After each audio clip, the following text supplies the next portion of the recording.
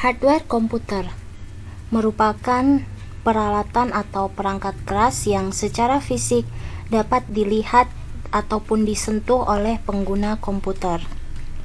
Hardware komputer dapat dibagi ke dalam 4 jenis. 1. Input device atau perangkat masukan. 2. Processing device atau perangkat proses. 3. Output device atau perangkat keluaran. Dan 4. Backing storage device atau perangkat penyimpanan cadangan. Nah, yang pertama input device merupakan hardware yang digunakan pengguna komputer untuk memasukkan instruksi atau data ke dalam komputer. Contohnya, 1. Keyboard.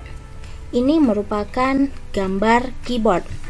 Nah, keyboard sendiri merupakan papan yang terdiri dari tombol-tombol untuk mengetikkan huruf, angka, dan simbol lainnya ke dalam komputer.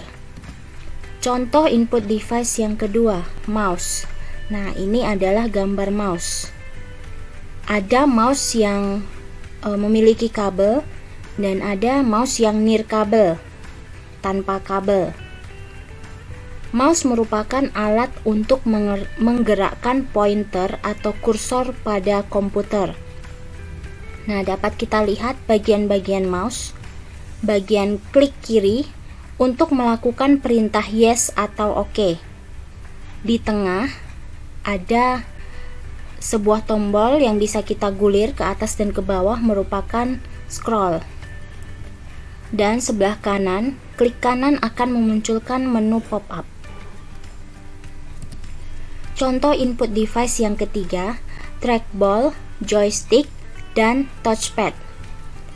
Nah, ketiga hardware ini memiliki fungsi yang sama dengan mouse. Ini adalah gambar trackball, bentuknya seperti bola, bisa digulir. Ini merupakan gambar joystick, biasa digunakan untuk bermain game. Dan ini adalah touchpad. Kita bisa menemukan touchpad pada jenis komputer laptop. Contoh input device yang keempat adalah scanner. Nah, ini adalah gambar scanner. Scanner merupakan alat untuk memindai gambar, tulisan, ataupun objek benda ke dalam format elektronik sehingga dapat diproses oleh komputer. Contoh input device yang kelima, mikrofon. Mikrofon merupakan alat untuk membantu memperbesar volume suara pada saat diinputkan ke dalam komputer. Nah, ini merupakan gambar mikrofon. Selanjutnya, jenis hardware yang kedua adalah processing device. Processing device merupakan hardware untuk mengolah informasi di dalam komputer. Nah, CPU atau microprocessor merupakan otak dari komputer yang terdiri dari komponen ALU atau arithmetical logical unit, berfungsi untuk mengolah pekerjaan aritmatika dan logika. Nah, jadi ALU ini fungsinya untuk mengerjakan pekerjaan komputer yang berhubungan dengan matematika dan logika. Lalu komponen CPU yang kedua ada CU atau control unit. Fungsinya adalah mengatur dan mengendalikan semua peralatan pada sistem komputer. Di dalam CPU, kita bisa menemukan beberapa komponen seperti 1. Motherboard. Nah, ini adalah gambar motherboard. Motherboard merupakan papan yang digunakan untuk meletakkan komponen-komponen CPU. Motherboard menghubungkan semua peralatan komputer dan membuatnya bekerja sama sehingga komputer dapat berjalan dengan lancar. Komponen yang kedua yang terdapat di dalam CPU adalah prosesor. Nah, ini adalah otak dari komputer ya. Ada Core i3, Core i5, Core i9 dan masih banyak jenisnya. Satuan kecepatan prosesor adalah Hertz. semakin besar hertznya, maka semakin cepat kinerja sebuah komputer. Nah, prosesor ini berfungsi untuk memproses semua perhitungan ataupun pekerjaan yang harus dilakukan komputer. Komponen yang ketiga pada CPU adalah memori. Memori berfungsi untuk menyimpan informasi, baik itu sebelum atau sesudah diproses komputer. Nah, memori komputer itu ada dua jenis, RAM atau Random Access Memory dan ROM, Read Only Memory. Yang di atas ini adalah gambar RAM dan yang di bawah ini adalah memori ROM. Perbedaan RAM dan ROM dapat kita lihat pada tabel berikut. Secara definisi, RAM dapat menyimpan data yang bisa diakses kapanpun, sedangkan ROM hanya menyimpan data yang tidak mudah diubah atau diprogram ulang. Artinya datanya bersifat tetap. Kalau RAM, datanya bersifat sementara.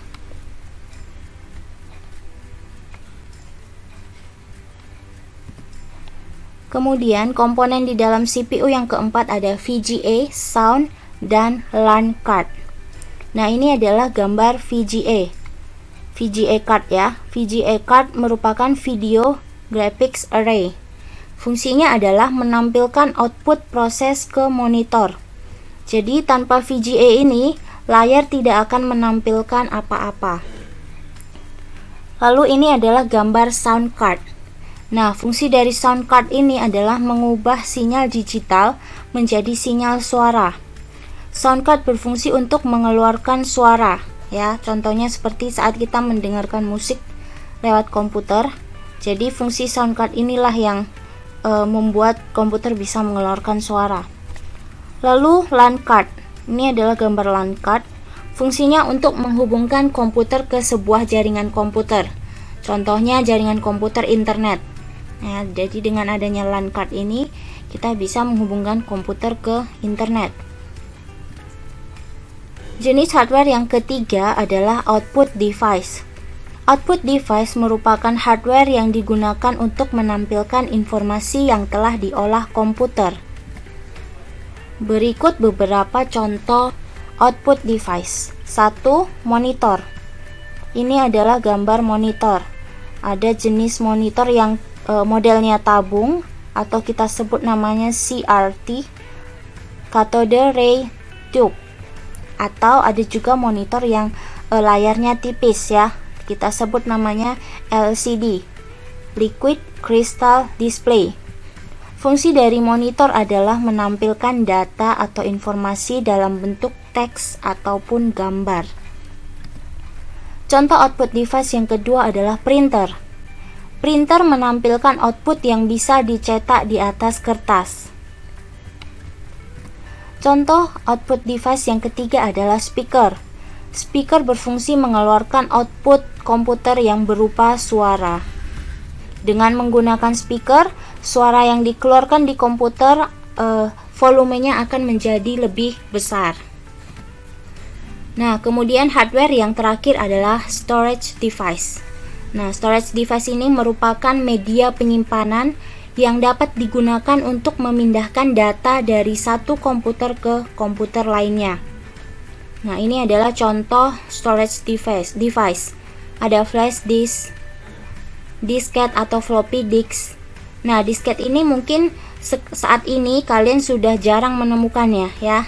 Disket ini banyak digunakan pada beberapa tahun yang lalu sebelum ditemukannya flash disk.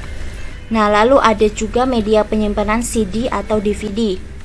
Ada juga memory card, external memory, dan ada juga hard disk. Banyak data yang dapat disimpan dalam satu jenis storage device akan berbeda tergantung kapasitas yang dimiliki alat tersebut. Nah, itu tadi penjelasan Ibu tentang beberapa contoh hardware. Semoga kamu dapat memahaminya dengan baik ya. Terima kasih atas perhatiannya. Namo Sang Hyang Adi Budaya.